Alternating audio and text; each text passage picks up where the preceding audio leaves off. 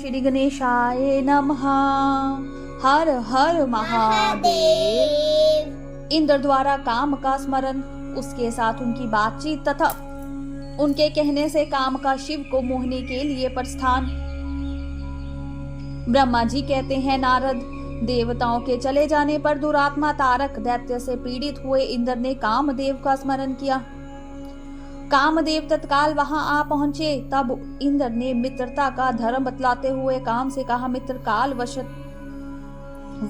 कालवशात मुझ पर असाध्य दुख आ पड़ा है, उसे तुम्हारे बिना कोई भी दूर नहीं कर सकता। दाता की परीक्षा दुर्भिक्ष में, शूरवीर की परीक्षा रणभूमि में, मित्र की परीक्षा आपत्ति काल में और स्त्रियों की कुल की परीक्षा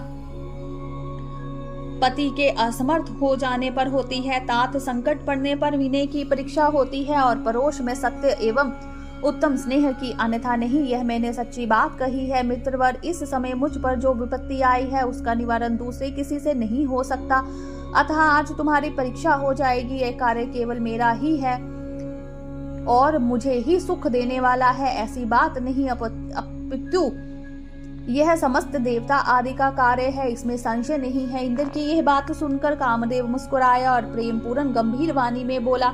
काम ने कहा, देवराज, आप ऐसी बात क्यों कहते हैं? मैं आपको उत्तर नहीं दे रहा हूँ, आवश्यक निवेदन मात्र कर रहा हूँ। लोक में कौन उपकारी मित्र है और कौन बनावटी, यह स्वयं देखने की वस्तु है, कहने की नहीं। जो संकट के समय बहुत बातें करता है वह काम क्या करेगा? तथापि महाराज प्रभु, मैं कुछ कहता हूँ उसे सुनियो। मित्र, जो आपके इंद्र पद को छीनने के लिए दारुण तपस्या कर रहा है, आपके उस शत्रु को मैं स्वर्था तपस्या से भ्रष्ट कर दूंगा। जो काम जिससे पूरा हो सके, बुद्धिमान पुरुष उसे उसी काम में लगाए। मेरे योग्य जो कार्य हो वह सब आप मेरे जिम्मे कीजिए। ब्रह्मा जी कहते हैं, कामदेव का यह कथन सुनकर इंद्र बड़े प्रसन्न हुए। वे कामिनियों को सुख देने वाले काम को प्रणाम करके उससे इस प्रकार बोले। इंद्र ने कहा, तात मनोभव, मैंने अपने मन में जिस कार्य को पूर्ण करने का उद्देश्य रखा है उसे सिद्ध करने में केवल तुम ही समर्थ हो, दूसरे किसी से उस कार्य का होना संभव नहीं। मित्रवर, मनोभव काम जिसके लिए आज तुम्हारे सहयोग की अपेक्षा हुई है उसे ठीक ठीक बता रहा हूँ, सुनो। तारक नाम से प्रसिद्ध जो महान दैत्य है वह ब्रह्मा जी का अद्भुत वर पाकर अजय हो गया है और सभी को दुख दे रहा है। वह सारे संसार को पीड़ा दे रहा है, उसके द्वारा बारंबार धर्म का नाश हुआ है। उससे सब देवता और समस्त ऋषि दुखी हुए हैं। संपूर्ण देवताओं ने पहले उसके साथ अपनी पूरी शक्ति लगाकर युद्ध किया था, परंतु उसके ऊपर सबके अस्त्र शस्त्र निष्फल हो गए। जल के स्वामी वरुण का पाश टूट गया। श्री हरि का सुदर्शन चक्कर भी वहां सफल नहीं हुआ।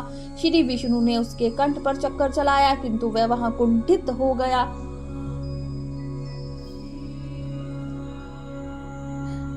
ब्रह्मा जी ने महायोगीश्वर भगवान शंभु के वीर्य से उत्पन्न हुए बालक के हाथ से इस दुरात्मा दैत्य की मृत्यु बताई है। यह कार्य तुम्हें अच्छी तरह से प्रयत्न पूर्वक करना है। मित्रवर, उसके हो जाने से हम देवताओं को बड़ा सुख मिलेगा। भगवान शंभु गिरिराज हिमालय पर उत्तम तपस्या में लगे हैं। वे हमारे भी प्रभु हैं, कामना के वश में नहीं है, स्वतंत्र परमेश्वर है। मैंने सुना है कि गिरिराज नंदिनी पार्वती पिता की आज्ञा पाकर अपनी दो सखियों के साथ उनके समीप रहकर उनकी सेवा में रहती हैं। उनका ये प्रयत्न महादेव जी को पति रूप में प्राप्त करने के लिए ही है, परंतु भगवान शिव अपने मन को संयम नियम में वश में रखते हैं। मार जिस तरह भी उनकी पार्वती में अत्यंत रुचि हो जाए तुम्हें वैसा ही प्रयत्न करना चाहिए। यही कार्य करके तुम कृतार्थ हो जाओगे और हमारा सारा दुख नष्ट हो जाएगा। इतना ही नहीं, लोक में तुम्हारा स्थायी प्रताप फैल जाएगा। ब्रह्मा जी कहते हैं, नारद, इंद्र के ऐसा कहने पर कामदेव का मुख अरविंद प्रसन्नता से खिल उठा। उसने देवराज से प्रेम पूर्वक कहा, मैं इस कार्य को करूंगा, इसमें संशय नहीं है। ऐसा कहकर शिव की माया से मोहित हुए काम ने उस कार्य के लिए स्वीकृति दे दी और शीघ्र ही उसका भार ले लिया। वह अपनी पत्नी रति और वसंत को साथ ले बड़ी प्रसन्नता के साथ उस स्थान पर गया जहां साक्षात योगेश्वर शिव तपस्या कर रहे थे। बोलिए शंकर भगवान की जय, उमापति महादेव की जय, हर हर महादेव।